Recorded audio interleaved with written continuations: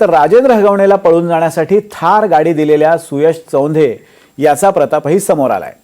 आपला नवरा blue film दाखवतो आणि सासू काळी जादू करते, तसंच 20 लाखांसाठी आपला छळ करतात अशी तक्रार सुयश चौंधेच्या पत्नीनं खडकी पोलिसात जानेवारी महिन्यात केली होती। याशिवाय लग्नात 2 लाख रुपये हुंडा दिला आणि 15 तोळे सोनंही दिलं, परंतु लग्न झाल्यानंतर वारंवार पैशांची मागणी केली जात होती आणि त्यातून आपल्याला मारहाण केली जाते आणि आपला छळ केला जातोय, असं चौंधे कुटुंबातल्या या पीडितेनं आपल्या तक्रारीत म्हटलंय।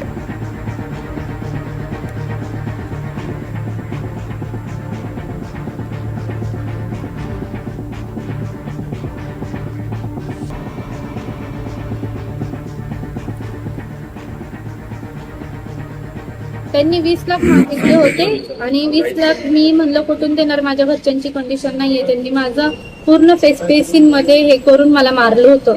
माझ्या पाठीवर पट्ट्यांचे वर सुद्धा होते, पण मी फॅमिलीमुळं ते पुढे येऊन दिलं नाही की माझ्या फॅमिलीला त्रास होईल। यापूर्वी कुणाकडे तुम्ही तक्रार केली? पोलीस स्टेशनला आणखी कुठे? पोलीस स्टेशनला केली, महिला आयोगकडे केली, सगळीकडे मी ऑनलाईन मेल पण पाठवले होते, पण मला तिथून काहीच रिप्लाय आला नाही। आणि माझ्या सासूला ब्लॅक मॅजिकचा प्रूफ नादे, त्याचे पण फोटो मी दिले होते। मग नंतर या सगळ्या प्रकरणानंतर काय बोलणं आलं तर सासूशी? कोणी काय म्हणलं, हाणलं मारलं तुम्हाला परत? ते मारहाण तर व्हायचीच कंटिन्युअसली, सासऱ्यांचं शिवीगाळ, दिराचं वेगळं, नवऱ्याचं वेगळं, प्रत्येकाचं वेगळं वेगळं होतं। मारहाण ही चालूच होती। 7 वर्ष झाली या गोष्टीला। मी त्याच्यानंतर मीटिंग्स पण केल्या होत्या, पण त्यातनं काहीच निष्पन्न झालं